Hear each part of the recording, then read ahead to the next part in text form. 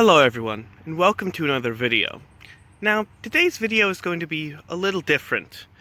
I will be talking about an invasive species and a native one, but this video is not going to focus on identification. It's more going to focus on a specific tree, which is this one right here. Now, I've known about this area for some time. It's a grove with several trees, with this being the biggest. And what's notable is there are so many large vines all around it. Now, I have known for some time now the rough identity of these vines. This is a native grapevine, and these here are bittersweet vines. Unfortunately, there are two species of bittersweet, and for the longest time I couldn't tell which was the native one and which is the invasive one. The information on the internet is, to put it mildly, absolutely terrible, and I just couldn't find any solid identifying characteristics. Now, whether native, invasive, or introduced, all vines have the potential to kill trees. Vines like this are only really using the tree as a means to get up to higher branches, to get more sunlight, and as a means of support. The fact that they kill the trees in the process, or potentially can, is actually an unfortunate byproduct, but it is what occurs. In the case of dead trees and native vines, the damage is done. And even if you had a preference for the tree, the vine is still native to this area, it's still a part of nature, and you should leave it alone. For live trees, you have a choice to make. Do you interfere and have the tree live and thrive, or do you not interfere and let nature run its course, whatever that may be? Simply running around killing vines to save trees is quite a bit irresponsible if you don't know what vines you're killing and whether you're actually saving the tree or not. And there lies the problem. I had really no way of knowing whether this vine was native or invasive, and whether this tree was alive or dead. These vines are huge. If they're invasive, how long ago must they have been introduced into this area? And how on earth could this tree be alive with all these vines tugging on it and shading its canopy with their leaves? Luckily, I got my answer. These are invasive. The furrowed gray bark is only characteristic of the Asiatic bittersweet, not the American one. Now, with the COVID-19 pandemic, I've had a lot of time on my hands, and I've been really trying to get to know all these invasive species and get rid of them as best I can. So that was enough information for me. But in a turn of events that I wasn't expecting, that tree leafed out when it hadn't before. It's alive. And what's more, I thought this was some kind of oak tree. But I took a look at the leaves with the telescope, and they're not oak leaves. In fact, I can't really figure out what this is. From the leaves, it looks to be either an aspen or a cottonwood, which would make it either the biggest of its species on the property, or potentially even the only one. And with all that information, I see no reason to delay. The cavalry's here. Alright, first thing I want to do is I actually really want to check to see how old is this one. I'm pretty sure this is the biggest one. So let's see just how old this thing is.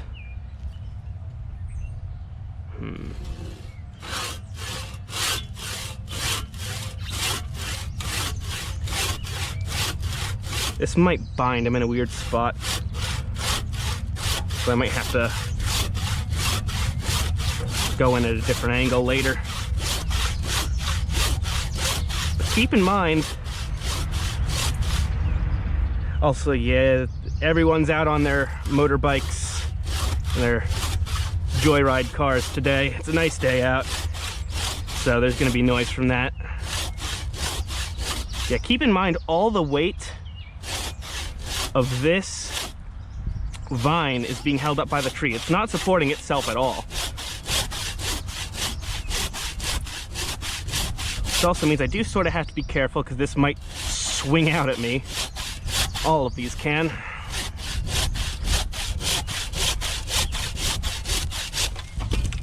Yep, See? Had to move my hand. Take a look at that. Now, I conservatively counted about 27 rings. If you want to pause the video now and count for yourself, be my guest. So this thing is older than I am, but it's also sort of worrisomely young. If an invasive vine can get this big in only 27 years, it has the potential to kill a lot of trees that aren't being managed. Alright, I already did a lot of work a couple days ago doing what I could with the loppers, the snips. So most of what I need to do now is with the machete. Now this is actually really soft wood. I could do this one with the loppers, but these are vines, this is not wood, so this should go pretty quickly. Yeah, I have to mind the GoPro more so than I would need to my own head. All right. I do have to be careful because you'll see these are twisted sort of that way. So chances are when they get detached, they'll swing this way, which isn't a problem for vines like this. It's a bit more of a problem for vines like this. This tree is probably supporting at least a ton of weight. These are relatively heavy and full of water. All right. As for the grapevines, I have to decide what I'm going to do with them, but one step at a time. I'll take these out first.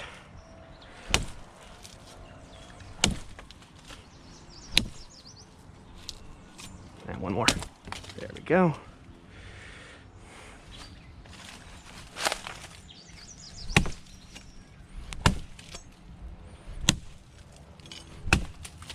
Oh, also, you'll notice I accidentally hit that grapevine. It'll live.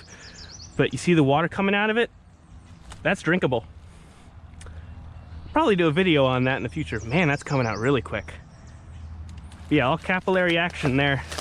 It's pulling water up for its new leaves.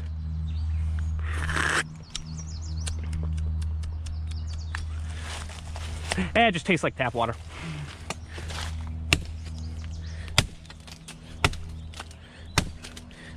You'd think maybe it tastes like grapes. Nah.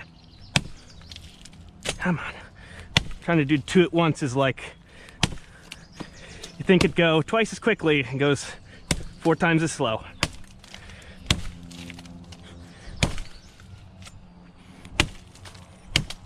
There we go.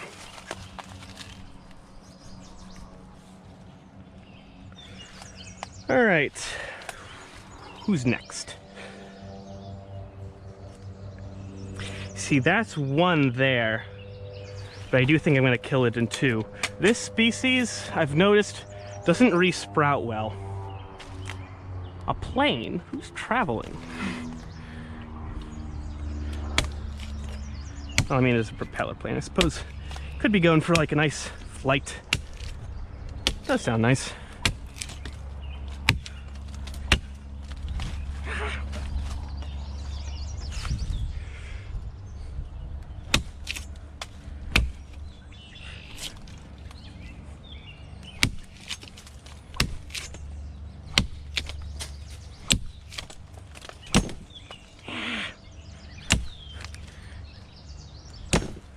It's getting in my way.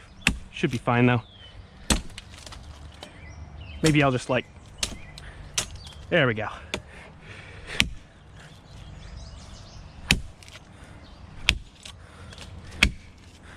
In a bit, I think I'll cut this video, switch to a different tool. It'll probably take like 30 minutes to take all of these out. You need to get your rest, drink some water, work different muscle groups.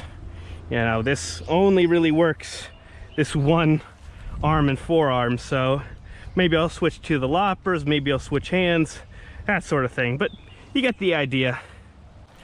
Now, what you don't want to do is miss one. I mean, it's not the end of the world, but I prefer to cut something twice, especially when it's this easy to cut in half. I prefer to do it twice and be thorough than to do it once and miss a few.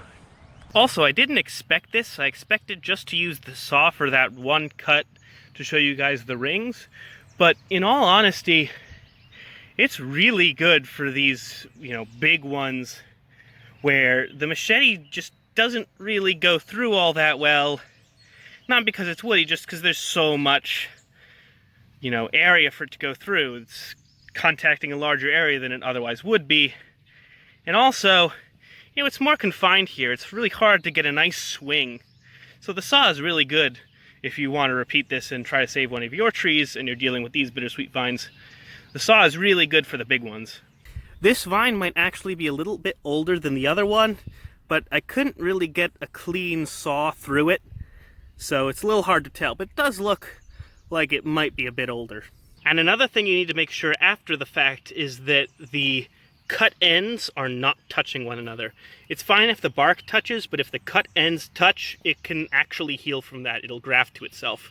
Now, after the fact, you do want to check back where you cut to make sure there's no resprouting going on. There probably will be, and you'll have to cut it out, but that's a lot easier. You could probably do that even by hand.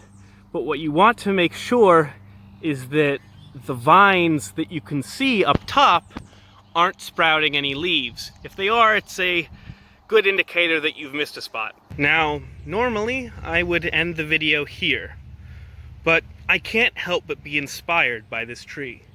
Despite decades of invasive vines sucking up its water, constricting it, shading out its leaves, and weighing it down, it survived.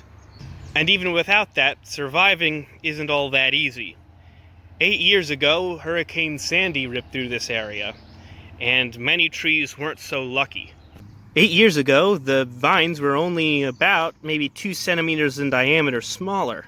And that means that this tree has survived hurricane force winds with not much less than what you see here weighing it down. Now, it's easy to make extreme claims here about potentially that it either didn't need my help, that it had survived all that, it could survive it for years to come, or that potentially this was the last year I waited till the last second to save this tree.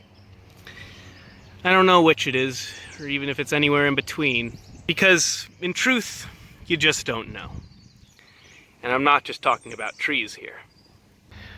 And so, in this time of difficulty for everyone, remember this tree and other trees like it.